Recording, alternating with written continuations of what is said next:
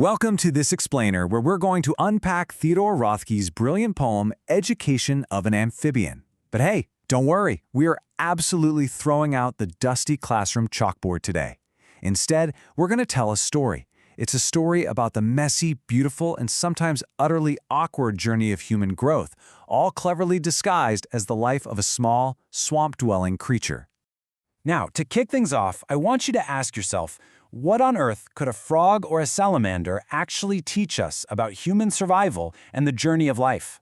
I know, it sounds a bit like a riddle, right? But Roethke uses the life of this exact animal as a powerful, central metaphor for human education, growth, and learning.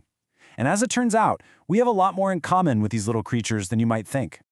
Okay, let's dive into what an amphibian actually is. Because the title isn't just about a physical animal. It beautifully sets up the amphibian as a symbol for human beings adapting to the world. You see, when Roethke talks about education here, he doesn't just mean sitting at a desk or memorizing facts. Now, he means something much deeper. He's talking about the raw experience of leaving the safety of the water to suddenly breathe the harsh, dry air of the land. The amphibian is literally the perfect representation of a learner moving through the shocking, sometimes uncomfortable stages of life. So let's move right into part one, the amphibian as learner. Notice the stark contrast between book learning and lived experience. Traditional academic education, the neat stack of books, the ruler, the apple, well, that is really only half the story. The poem suggests true education isn't something that just happens suddenly while sitting at a desk. Just as a frog has to navigate the messy, unpredictable wild, we human beings develop gradually through real-world experience. You don't just wake up one day fully educated. We can't learn everything we need to know from our teachers. Life itself becomes the teacher. We learn how to understand our surroundings, deal with sudden difficulties, and become truly independent by actually getting our hands dirty and experiencing things for ourselves. Which brings us to part two, adapting to two worlds.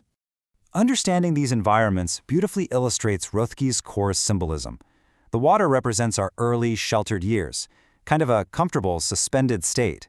The land represents a completely different, harsher stage, like stepping into adulthood or being thrust into a challenging new situation. But the real magic? That happens in the movement between them. That transition represents growth, change, and adaptation. Amphibians are remarkable precisely because they survive the traumatic shift between two completely different worlds. So, what does this all mean for us? The crucial takeaway is that true education isn't just about collecting facts. It's about developing the vital survival skill of adjusting. Think about it. An educated person, much like our amphibian, is someone who accepts daunting challenges and finds ways to succeed in a constantly shifting landscape. It is that sheer adaptability that defines success when the world inevitably changes around you. Let's see where this actually happens in part 3, Nature's Classroom and the Struggle.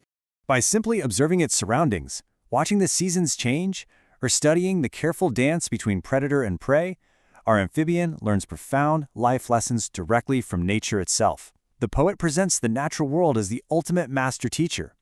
By paying attention to the wild, we humans learn about patience, survival, balance, and adaptation.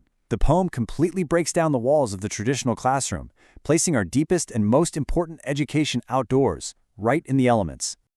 And let's be totally honest with ourselves for a second. Learning requires effort, and it is rarely comfortable.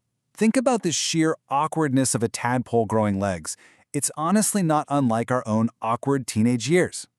An amphibian has to leap over turbulent waters and navigate harsh, freezing climates. Similarly, we encounter massive, daunting obstacles.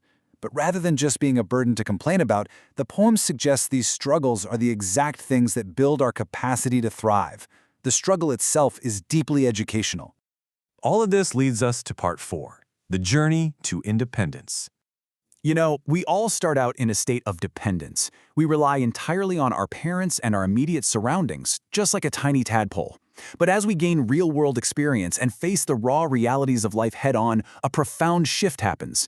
We move toward the peak of independence, becoming fully capable of making our own decisions. True education is the engine that drives us through this emotional journey, moving us from total reliance to complete, mature self-sufficiency. And that brings us to our final section, part 5, the lifelong classroom. Think about all the diverse sources of knowledge we have available to us. Yes, books and teachers are definitely on the path, but consider what else paves the way. nature, difficult situations, other people, and, critically, our own mistakes. Roethke's central message is crystal clear here. Learning simply does not stop when you hand in your final exam or walk across a graduation stage. Life continues to educate us endlessly as long as we keep our eyes open. To summarize the deeper meaning of this explainer, Roethke proves that a truly educated person is simply someone who never stops adapting. It's a lifelong process. It requires us to learn from nature, to embrace personal experience, and to weather constant change to achieve true independence. You aren't just acquiring academic knowledge in this life, you are fundamentally learning how to grow. And that ability to continuously transform, that's what allows us to thrive in any environment. As we wrap up this explainer, I want to leave you with a thought to reflect on in your own real-world education of an amphibian. If life itself is a school, what is your current environment teaching you right now? What profound lessons might be hiding in your daily struggles?